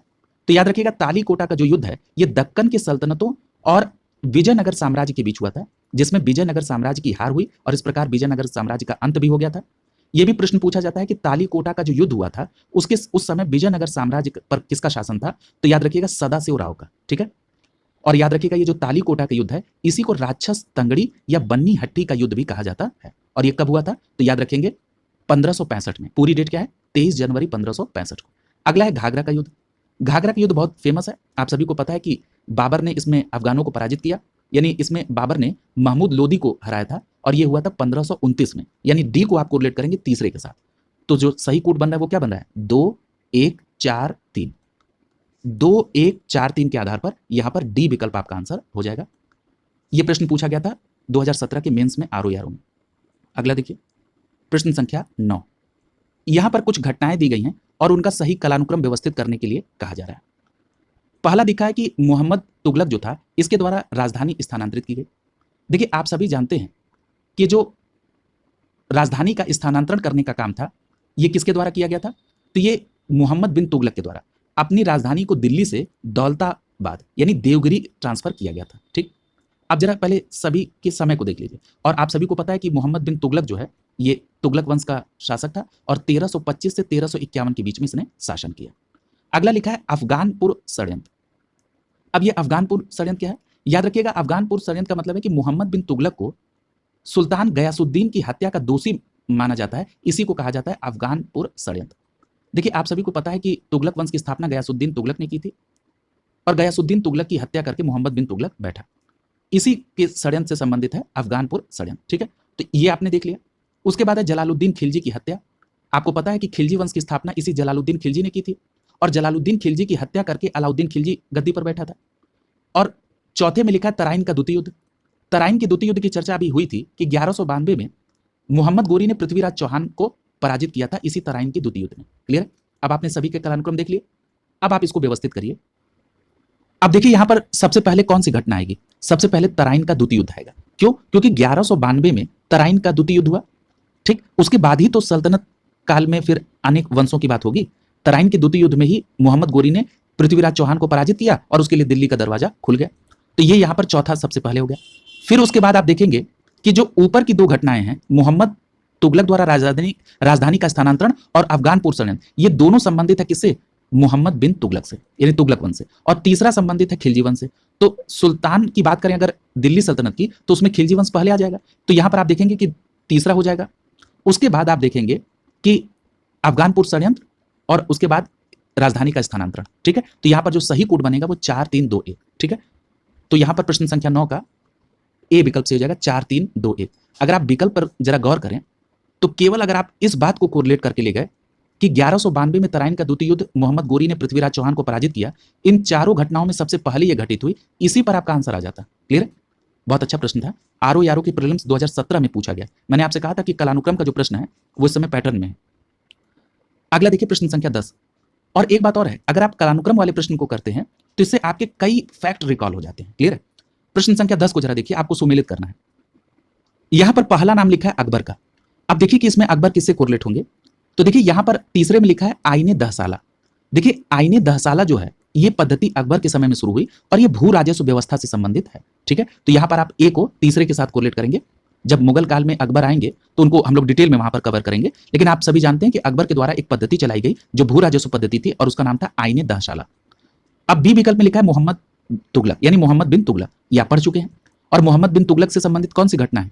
प्रतीक मुद्रा। आप सभी को पता है कि प्रतीक मुद्रा जो तांबे की प्रतीक मुद्रा है ये मोहम्मद बिन तुगलक के समय में प्रारंभ हुई, तो बी को आप कोरिलेट कर देंगे चौथे के साथ। इल्तुतमिश, ये भी आप पढ़ चुके हैं। इल्तुतमिश ने कौन सी व्यवस्था? तो याद करिए जब इल्तुतमिश आया था तो उस समय मैंने आपको अलग से कोरिलेट करके बताया था कि जो अमीरों का एक इसने संगठन बनाया था उसका नाम था तुर्कान-ए-चहलगानी। ठीक है, तो यहां पर आप देख रहे हैं चहलगानी अमीर दूसरे ऑप्शन में लिखा है, तो ये इल्तुतमिश से संबंधित हो जाएगा। और शेरशाह, तो शेर शाह के समय में सड़क निर्माण जो है एक बहुत बड़ा काम था, और आप सभी को पता है कि ये पेशावर से लेकर सोनार गांव बांग्लादेश तक ये थी, ठीक है, और ये सबसे लंबी एक सड़क थी। इसको सड़क ए आजम कहा जाता था। तो यहाँ पर डी को आप पहले से कोरिलेट कर लेंगे, तो जो सही कोड बन रहा है 3421 का, क्लियर। तो 3421 यानी यहाँ पर बी विकल्प सही हो जाएगा, क्लियर। आप जब प्रश्न कर रहे होंगे तो आपको ये खुद रियलाइज हो रहा है कि किस तरह से जो फैक्ट पीछे पढ़े गए हैं उनको आप कोरिलेट कर पा रहे हैं, और आपको स्वयं ये रियलाइज होगा कि बहुत आसानी से आप चीजों को कर पा रहे हैं। तो ये यहाँ पर आपका विविध का पोर्शन भी कंप्लीट हो गया, यानी आपका दिल्ली सल्तनत अब पूरी तरह से कंप्लीट हो गया। अब यहाँ पर जो अगला टॉपिक है वो है उत्तर भारत और दक्कन के प्रांतीय राजवंश से संबंधित प्रश्न। तो आइए इसको भी कंप्लीट कर देते हैं। यहाँ पर जो सबसे पहला प्रश्न आपसे पूछा जा रहा है कि जौनपुर नगर निम्नलिखित में से किसकी स्मृति में स्थापित किया गया था। अब देखिए यही है कोरिलेट करने का कैसे फायदा होता है। जितने लोगों ने पिछली क्लास को ध्यान से पढ़ा है उन सभी लोगों को याद है मैंने जब मोहम्मद बिन तुगलक का नाम लिया था तो उसी समय बताया था कि मोहम्मद बिन तुगलक को जौना खां भी कहा जाता है। और जब बात आ गई थी फिरोज शाह तुगलक की, तब मैंने आपसे यह कोरिलेट किया था कि जौना खां यानी मोहम्मद बिन तुगलक की स्मृति में फिरोज शाह तुगलक ने जौनपुर नगर की स्थापना की थी। और आपसे यहां प्रश्न में क्या पूछा जा रहा है कि जौनपुर नगर किसकी स्मृति में स्थापित किया गया था। ठीक है, तो आपका सीधा जवाब क्या हो जाएगा, मोहम्मद बिन तुगलक अर्थात जौना खां की स्मृति में। और अगर यह पूछा जाता कि किसके द्वारा, तब आपका जवाब होता फिरोज तुगलक के द्वारा। क्लियर। अगला देखिए प्रश्न संख्या 2 पूछ ही दिया। अगला प्रश्न पूछ रहा है कि जौनपुर नगर की स्थापना किसने की थी, तो फिरोज शाह तुगलक ने जौना खां अर्थात मोहम्मद बिन तुगलक की स्मृति में। अगला देखिए प्रश्न संख्या 3 पूछा जा रहा है कि सरकी सुल्तानों के शासनकाल में निम्न में से किसे पूर्व का सिराज कहा जाता है। तो याद रखिएगा पूर्व का सिराज कहा जाता है किसको, जौनपुर को। ठीक है, याद रखिएगा पूर्व का सिराज लिखा रहे या सिराज हिंद लिखा रहे तो आप इसको सीधे जौनपुर से संबंधित करेंगे, और ये किसके समय में, सरकी के सुल्तानों के शासनकाल में। अगला देखिए प्रश्न संख्या 4 पूछा जा रहा है कि जौनपुर राज्य का अंतिम शासक कौन था। बहुत अच्छा प्रश्न पूछा गया है। तो याद रखिएगा जौनपुर का जो अंतिम शासक था वो था हुसैन शाह, यानी प्रश्न संख्या 4 का बी विकल्प सही हो जाएगा। जो हुसैन शाह सरकी था ये जौनपुर राज्य का अंतिम शासक था। अगला देखिए प्रश्न संख्या 5, ये यूपी पीसीएस प्रीलिम्स 2017 में पूछा गया प्रश्न था। अगला है प्रश्न संख्या 5 पूछा जा रहा है कि कश्मीर के उस शासक का नाम बताइए जो कश्मीर का अकबर के नाम से जाना जाता है। ये पढ़ चुके हैं आप, आपने पढ़ा था कि एक अली शाह का भाई था जिसका नाम था शाही खां, और वो दिल्ली के सिंहासन पर बैठा किस नाम से, जैनुल आबिदीन। ठीक है, तो यहां पर आपका प्रश्न संख्या 5 का डी विकल्प सही हो जाएगा। ये जो जैनुल आबिदीन है इसको कश्मीर का अकबर कहा जाता है। ठीक है, यानी जो अकबर था उसकी जो धार्मिक उदारता थी उसी की तुलना के आधार पर कश्मीर का अकबर कहा जाता है जैनुल आबिदीन को। अगला देखिए प्रश्न संख्या 6 पूछा जा रहा है कि निम्नलिखित में से किस शासक ने सर्वप्रथम जजिया कर को समाप्त किया था। तो याद रखिएगा इसी जैनुल आबिदीन ने सर्वप्रथम जजिया कर को समाप्त किया था। तो यहां पर प्रश्न संख्या 6 का ए विकल्प सही हो जाएगा। तो याद रखिएगा जैनुल आबिदीन ऐसा करने वाला पहला शासक था जिसने हिंदुओं पर लगने वाले जजिया कर को हटा दिया था। अगला देखिए प्रश्न संख्या 7 पूछा जा रहा है कि बहमनी राज्य की स्थापना किसने की थी। तो याद रखिएगा बहमनी राज्य की जो स्थापना है वो की गई थी किसके द्वारा, ये यहां पर आपका जो सही होगा अलाउद्दीन हसन के द्वारा। देखिए एक बात यहां पर याद रखिएगा कि इसका जो मूल नाम था वो जफर खां हसन गंगू। ठीक है, अब जब ये इसने उपाधि धारण की थी अलाउद्दीन हसन बहमन शाह की। ठीक है, इसका पूरा नाम जो था वो था अलाउद्दीन हसन बहमन शाह। ठीक है, और इसने बहमनी साम्राज्य की स्थापना 1347 में की थी। ठीक है, ये भी बात ध्यान रखेंगे। तो प्रश्न संख्या 7 का ए विकल्प सही हो जाएगा। स्पष्ट रूप से याद रखेंगे कि 1347 में हसन बहमन शाह या अलाउद्दीन हसन बहमन शाह ने या जफर खां हसन गंगू ने बहमनी साम्राज्य की स्थापना की थी। क्लियर। अगला देखिए प्रश्न संख्या 8 पूछा जा रहा है कि बहमनी राज्य की स्थापना किस वर्ष हुई। तो अभी हमने आपको बताया 1347 में अलाउद्दीन हसन बहमन शाह के द्वारा। तो यहां पर प्रश्न संख्या 8 का सी विकल्प सही हो जाएगा 1347 में। अगला देखिए प्रश्न संख्या 9 पूछा जा रहा है कि बहमनी राज्य की प्रथम राजधानी निम्नलिखित में से कौन थी। तो याद रखिएगा ये जो बहमनी राज्य था इसकी जो राजधानी थी वो कहां पर थी, गुलबर्गा। ठीक है, याद रखिएगा ये बहमनी अलाउद्दीन जो हसन बहमन शाह था इसने गुलबर्गा को जो है बहमनी साम्राज्य की राजधानी बनाया, और उसका नाम क्या, एक और नाम बहुत फेमस है वो क्या है, अहसानाबाद। क्या नाम है, अहसानाबाद। ये भी ध्यान रखिएगा। तो यहां पर प्रश्न संख्या 9 का बी विकल्प सही हो जाएगा, गुलबर्गा। अगला देखिए प्रश्न संख्या 10 पूछा जा रहा है कि बहमनी राज्य का अंतिम सुल्तान कौन था। तो देखिए बहमनी राज्य का जो अंतिम सुल्तान था उसका नाम था कलीम उल्लाह। क्या था, कलीम उल्लाह, या आप इसको कई जगह लिखा देखेंगे कलीमुल्लाह शाह। ठीक है, तो दोनों बात ध्यान रखिएगा, दोनों एक ही है, कलीमुल्लाह शाह लिखा रहा है या कलीम उल्लाह। ठीक है, ये बहमनी राज्य का अंतिम शासक था। ठीक है, अगला देखिए यानी यहां पर प्रश्न संख्या 10 का ए विकल्प सही हो जाएगा। अगला देखिए प्रश्न संख्या 11 पूछा जा रहा है कि निम्नलिखित में से कौन सा एक सही सुमेलित है। तो देखिए यहां पर पहला लिखा है काकतीय। तो देखिए काकतीय राजवंश जो था इसकी राजधानी कहां थी? तो इसकी राजधानी वारंगल थी। तो ये यहां पर सुमेलित नहीं है, सही। दूसरा, तो याद रखिएगा अगर सुमेलित नहीं है तो ये बात याद रखिएगा कि काकतीय वंश की जो राजधानी थी वो कहां थी? वारंगल। होयसल लिखा है विकल्प बी में। आप सभी को पता है कि जो होयसल है इसकी राजधानी क्या थी? द्वार समुद्र। तो ये यहां पर बिल्कुल सही सुमेलित है, यानी प्रश्न संख्या 11 का जो बी विकल्प है ये आपका आंसर होगा। होयसल की राजधानी द्वार समुद्र थी। अब जरा अन्य जो सही सुमेलित नहीं जरा उनको भी देख लीजिए। सी विकल्प में लिखा है यादव। ये जो यादव वंश जो था इसकी राजधानी थी देवगिरी। जो आपके विकल्प ए में देवगिरी लिखा है वो देवगिरी यादव वंश की राजधानी थी और काकतीय वंश की राजधानी कहां थी? वारंगल। डी विकल्प में लिखा है पांड्य वंश। देखिए पांड्य वंश की जो राजधानी थी, यहां पर देखिए इस प्रश्न में एक मिस्टेक हो जाएगा, यहां पर दो ऑप्शन सही हो जाएंगे। देखिए पांड्य वंश के बारे में अगर इसकी प्रारंभिक राजधानी लिखा होता तब तो यहां पर आपका डी विकल्प सही नहीं होता, क्योंकि प्रारंभिक राजधानी कोरकई थी और जो पांड्य की बाद में राजधानी स्थापित हुई वो हुई मदुरा या मदुरै। ठीक है, तो ये यानी अगर आपसे ये पूछा जाए कि क्या पांड्यों की राजधानी मदुरा या मदुरै थी तो आपका जवाब होगा हाँ। तो इस प्रकार यहां पर प्रश्न संख्या 11 का बी और डी दोनों विकल्प सही हो जाएगा। ठीक है, तो यहां पर आपका ये दोनों विकल्प सही होगा। अगला देखिए प्रश्न संख्या 12, पूछा जा रहा है कि होयसलों की प्राचीन राजधानी द्वार समुद्र का वर्तमान नाम क्या है?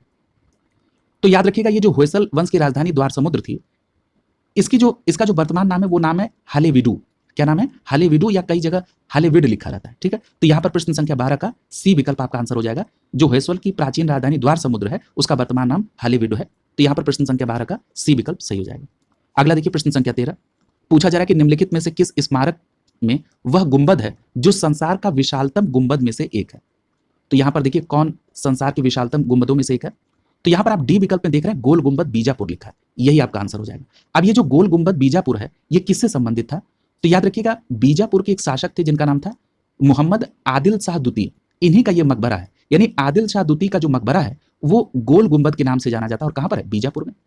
तो याद रखिएगा ये विश्व के विशालतम गुंबदों में से एक है। ठीक है, तो ये भी याद रखेंगे कि गोल गुंबद किससे संबंधित है? ये मोहम्मद आदिल शाह द्वितीय से संबंधित है। अगला देखिए प्रश्न संख्या 14, पूछा जा रहा है कि गुजरी महल जो है ये किसने बनवाया था? तो याद रखेंगे गुजरी महल जो है ये बनवाया था मान सिंह ने। ठीक है, याद रखिएगा ये जो मान सिंह तोमर थे इन्हीं के शासनकाल में ये गुजरी महल बना।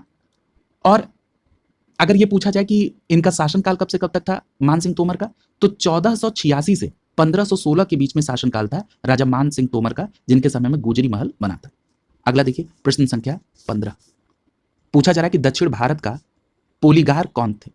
तो दक्षिण भारत के अगर हम पोलीगार की बात करें तो यहां पर आपका सही जवाब होगा कि दक्षिण भारत में जो पोलीगार थे ये क्षेत्रीय प्रशासकीय और सैन्य नियंत्रणों के जो करने वाला एक वर्ग था उनके लिए प्रयोग किया जाता था पोलीगार। तो यहां पर प्रश्न संख्या 15 का सी विकल्प सही हो जाएगा।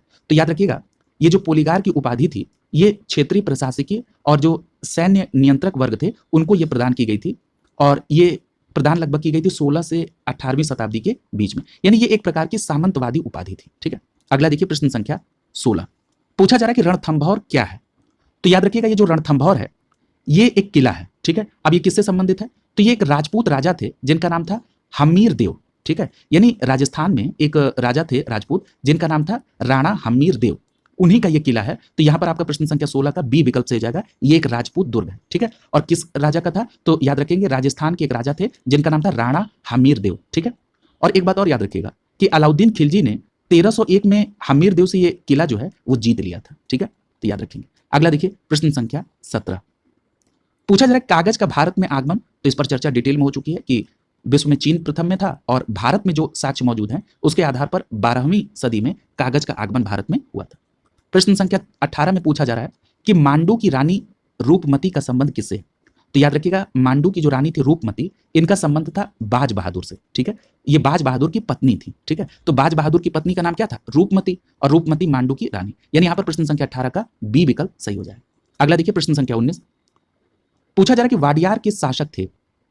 तो देखिए जो वाडियार है आप सभी को पता है कि वाडियार राजवंश की जो स्थापना हुई थी वो मैसूर में हुई थी। ठीक है, और किसके समय में हुई थी? तो वेंकट द्वितीय के समय में। ठीक है, तो याद रखेंगे वेंकट द्वितीय के समय में मैसूर में वाडियार राजवंश की स्थापना हुई थी।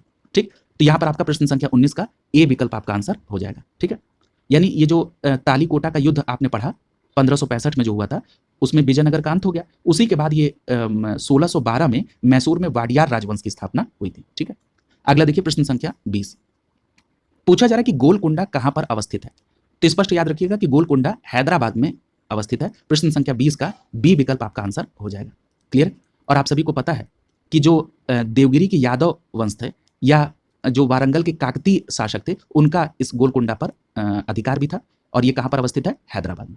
अगला देखिए प्रश्न संख्या 21, पूछा जा रहा है कि बीजापुर का गोल गुंबद मकबरा संबंधित है। अब देखिए, पहले पूछा कि ऐसा कौन सा मकबरा है जो कि विश्व में प्रसिद्ध मकबरा है, ठीक है? तो वहां पर आपने कहा कि विश्व का जो विशालतम मकबरों में या विशालतम गुंबदों में एक था, कौन? गोल गुंबद। और वही मैंने आपसे कहा था कि ये संबंधित है मोहम्मद आदिल शाह दूती से, जो कि बीजापुर के। तो यहां पर आपका सीधा जवाब क्या हो जाएगा? बी विकल्प से हो जाएगा, मोहम्मद आदिल शाह दूती से संबंधित है बीजापुर का गोल गुंबद मकबरा। यानी प्रश्न संख्या 21 का बी विकल्प सही हो जाएगा। अगला देखिए प्रश्न संख्या 22, पूछा जा रहा है कि गुलबर्गा इनमें से किस राज्य में स्थित है? तो याद रखिएगा, ये जो गुलबर्गा है ये कहां पर है? कर्नाटक में, ठीक है? तो याद रखेंगे गुलबर्गा जो है कर्नाटक में। प्रश्न संख्या 22 का सी विकल्प सही हो जाएगा। और याद रखिएगा, जब स्वतंत्रता नहीं मिली थी भारत को, तो उसके पहले गुलबर्गा हैदराबाद का हिस्सा था, ठीक है? इस बात को भी आप ध्यान में रखिएगा।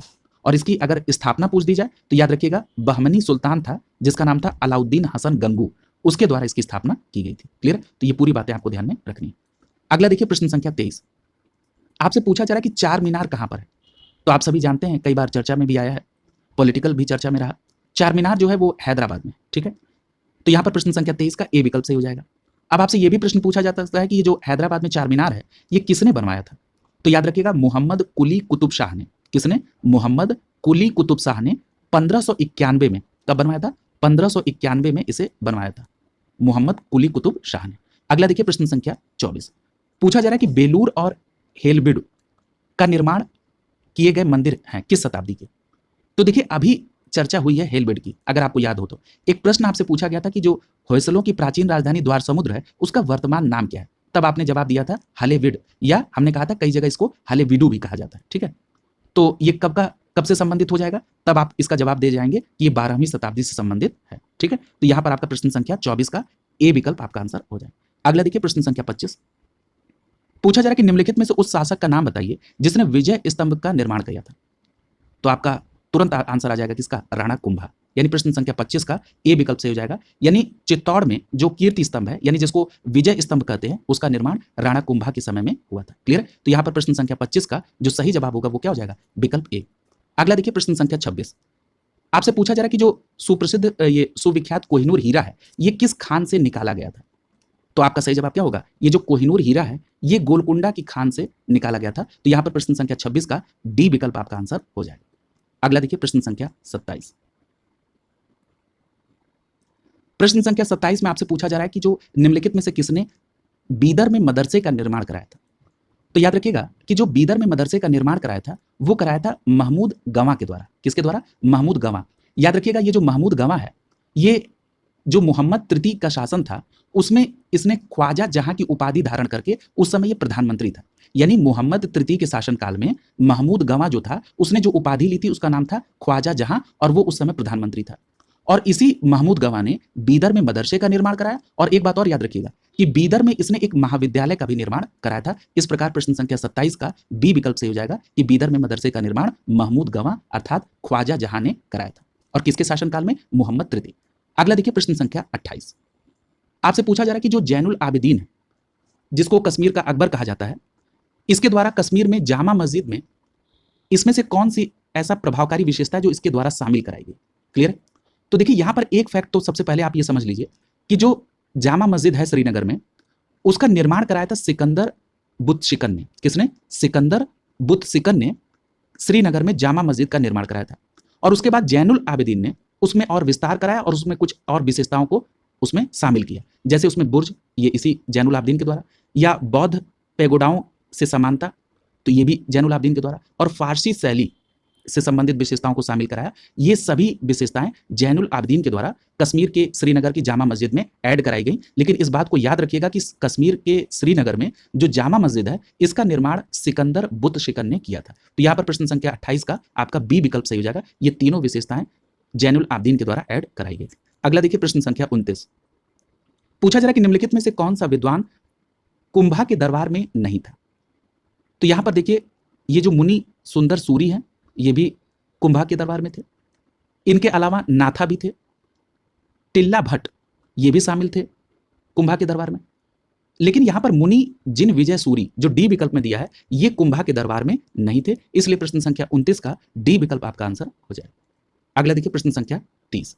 आप देख रहे हैं कई सारे धर्माचारी और विशेष तौर से जो जैन धर्माचार्य हैं इनको लेकर यह प्रश्न पूछा जाता है कि वो किसके शासनकाल में उनको संरक्षण प्राप्त था। अब देखिए प्रश्न संख्या 30 में आपसे पूछा जा रहा है कि निम्नलिखित में मुस्लिम शासकों में से किसके द्वारा उसकी धर्म निरपेक्षता यानी सेकुलरिज्म में आस्था के कारण उसकी मुस्लिम प्रजा उसे जगत गुरु कहकर पुकारती थी।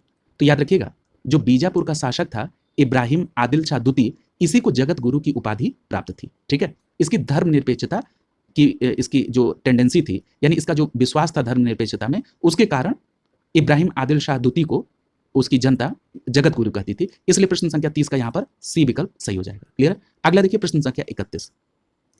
पूछा जा रहा है कि निम्नलिखित में से कौन किताब ए नौरस का लेखक था। तो याद रखिएगा यही इब्राहिम आदिल शाह द्वितीय जो कि बीजापुर का शासक था, इसी की पुस्तक थी किताब ए नौरस। ठीक है, या इसको एक और नाम से जाना जाता है किताब ए नवरस। ठीक है, नौरस लिखा रहा है या नवरस, आप सीधे कोरिलेट करेंगे इब्राहिम शाह द्वितीय के साथ। ठीक है, इब्राहिम आदिल शाह द्वितीय के साथ। यहां पर प्रश्न संख्या 31 का ए विकल्प आपका आंसर हो जाएगा। अगला देखिए प्रश्न संख्या 32। पूछा जा रहा है कि अहमदनगर के निजाम शाही वंश का अंत कैसे हुआ। तो याद रखिएगा ये जो शाहजहां का शासन था इसी के समय में 1632 में महावत खां के नेतृत्व में अहमदनगर पर आक्रमण हुआ और दौलताबाद के दुर्ग को जीतने के लिए अहमदनगर का जो वजीर था जिसका नाम था फतह खां, उसको इसने अपने ओर मिला लिया। ठीक है, और उसके बाद लगभग 4 महीने इसकी घेराबंदी जारी रही और दौलताबाद के दुर्ग को जीत लिया इसने। और सुल्तान हुसैन निजाम शाह तृतीय उस समय था, उसको इसने बंदी बना लिया और ग्वालियर के किले में भेज दिया। उसके बाद अहमदनगर को मुगल साम्राज्य में मिला लिया गया। इस प्रकार यहाँ पर शाही वंश का अंत हो गया। ठीक है, तो यहाँ पर आप देख रहे हैं प्रश्न संख्या 32 में जो सही जवाब होगा वो विकल्प ए सही हो जाएगा। अहमदनगर को मुगल साम्राज्य में मिलाकर हुसैन शाह को आजीवन कारावास भेजा गया, यानी हुसैन निजाम शाह तृतीय को आजीवन कारावास और कहाँ पर भेजा गया, ग्वालियर किले में। ठीक है, बंदी बनाया गया। तो इस प्रकार से ये है, यहाँ पर ए विकल्प आपका सही हो जाएगा। अगला देखिए प्रश्न संख्या 32। यहाँ पर भी आपको सूची को सुमेलित करना है। एक तरफ स्मारक का नाम है और दूसरी तरफ उससे संबंधित शासक। पहला लिखा है कि दोहरा गुंबद। देखिए दोहरा गुंबद जो है ये सिकंदर लोदी से कोरिलेट होगा, यानी ए को आप चौथे के साथ। उसके बाद है अष्टभुजी मकबरा। तो ये जो अष्टभुजी मकबरा है ये शेर शाह से, यानी ये बी को आप कोरिलेट करेंगे पहले के साथ। सत्य मेहराबी मकबरा, याद रखिएगा ये जो सत्य मेहराबी मकबरा था ये बलवंत से कोरिलेट होगा, सी को आप कोरिलेट करेंगे तीसरे के साथ। और गोल गुंबद अभी चर्चा हुई है मोहम्मद आदिल शाह, यानी आप चौथे को कोरिलेट करेंगे दूसरे के साथ। और इसका जो सही कूट होगा 4132, 4132। इस आधार पर प्रश्न संख्या 33 का बी विकल्प आपका आंसर हो जाएगा 4132। अगला देखिए, यहां पर भी आपको सूची को सुमेलित करना है। प्रश्न संख्या 34 में पहला नाम लिखा है आदिल शाही। देखिए आदिल शाही जो है ये किससे संबंधित करेंगे, बीजापुर। ठीक है, यानी ये जो आदिल शाही राजवंश की स्थापना है यूसुफ आदिल शाह ने की थी, और कहां में, बीजापुर में। तो यहां पर आप ए को कोरिलेट करेंगे किसके साथ, दूसरे के साथ। बी विकल्प में लिखा है कुतुब शाही। कुतुब शाही जो वंश है इसकी स्थापना कहां हुई थी, गोलकुंडा में, और किसके द्वारा की गई थी, कुली कुतुब शाह के द्वारा। यानी कुतुब शाही वंश की स्थापना कुली कुतुब शाह ने गोलकुंडा में की थी, इसलिए आप बी को कोरिलेट करेंगे तीसरे के साथ। इसके बाद सी विकल्प में लिखा है निजाम शाही। आप सभी को पता है कि जो निजाम शाही की स्थापना है इस वंश की वो अहमदनगर में मलिक अहमद ने की थी, तो इसलिए आप निजाम शाही को अहमदनगर से कोरिलेट करेंगे, यानी सी को पहले के साथ। और जो सरकी शाही वंश था जिसको आपने जौनपुर में भी पढ़ा है कि जौनपुर में शासन किया, इस वंश की स्थापना मलिक सरवर नामक एक हिजड़े ने की थी। ठीक है, तो याद रखेंगे सरकी शाही राजवंश की स्थापना मलिक सरवर नामक एक हिजड़े ने की थी और इसने शासन कहाँ किया था, जौनपुर में। तो यहाँ पर आप डी को कोरिलेट कर लेंगे चौथे के साथ, जौनपुर के साथ। तो जो आपका सही कोड बन रहा है 2314। तो प्रश्न संख्या 34 में 2314 यानी डी विकल्प यहाँ पर सही हो जाएगा। क्लियर है। अगला देखिए प्रश्न संख्या 35। यहाँ पर भी आपको सूची को सुमेलित करना है। यहाँ पर राजवंश लिखा हुआ है, यहां लिखा है पल्लव। पल्लव राजवंश की राजधानी कहां थी, तो कांची थी, यानी एक को आप दूसरे के साथ सुमेलित करेंगे। पांड्य की राजधानी, देखिए अभी एक पिछले प्रश्न में ये मैटर आया था जिसमें 2 विकल्प सही हुए थे, तो पांड्य की राजधानी मदुरा वहां पर भी दी गई थी, हम लोगों ने उसको सही किया था। तो यहां पर आप देख रहे हैं बी को आप तीसरे के साथ कोरिलेट कर लेंगे। और जो यादव वंश था इसकी राजधानी आपने वहां पर देवगिरी देखी थी, सी को आप चौथे के साथ। और जो काकती राजवंश था इसकी भी राजधानी आपने वारंगल देखी थी, तो डी को पहले के साथ। तो यहां पर 2 3 4 1, 2 3 4 1, यानी यहां पर बी विकल्प सही हो जाएगा प्रश्न संख्या 35 का। ठीक है, अगला देखिए प्रश्न संख्या 36। पूछा जा रहा है कि निम्नलिखित में से किसने कुतुब मीनार के निर्माण में योगदान नहीं दिया था। तो इस पे तो डिटेल चर्चा हुई थी और आपसे ये मैंने बताया था कि जो कुतुब मीनार है ये कुतुबुद्दीन ऐबक के द्वारा इसका निर्माण प्रारंभ किया गया। इसको पूरा किया था इल्तुतमिश ने और इसे कुतुबुद्दीन बख्तियार काकी की स्मृति में इस्टेब्लिश किया गया था और इसकी ऊंचाई 237.8 फीट थी। और ये भी मैंने बताया था आपसे कि जब फिरोज शाह तुगलक का समय था तो इसकी चौथी मंजिल में कुछ डिस्टर्बेंस था, उसका पुनर्निर्माण कराया फिरोज शाह तुगलक ने, साथ ही साथ पांचवीं मंजिल का भी निर्माण कराया। तो इस प्रकार यहाँ पर सी विकल्प आपका सही हो जाएगा। अलाउद्दीन खिलजी ने कुतुब मीनार के निर्माण में कोई योगदान नहीं किया था। यहाँ पर प्रश्न संख्या 36 का सी विकल्प आपका आंसर हो जाएगा। क्लियर? इस प्रकार ये भी चैप्टर यहाँ पर कंप्लीट हो गया। तो आज की क्लास यहीं पर कंप्लीट की जाएगी। अगली क्लास में विजयनगर साम्राज्य और उसके आगे जो भी चैप्टर रहेंगे उनको कंप्लीट करा दिया जाएगा। आप लोग अपनी तैयारी को सतत जारी रखें। जितना ज़्यादा से ज़्यादा अभ्यास प्रश्न करेंगे उतना आपके लिए बेनिफिशियल होगा। आप अपने तथ्यों को जो आपने याद किया है उसको आप रिकॉल कर पाएंगे, उसको सही तरीके से आप इंप्लीमेंट कर पा रहे हैं कि नहीं कर पा रहे हैं, इसका आप मूल्यांकन कर पाएंगे। तो कल की क्लास में फिर आप लोगों से मुलाकात होगी। शुभकामनाओं के साथ आप सभी का बहुत बहुत धन्यवाद।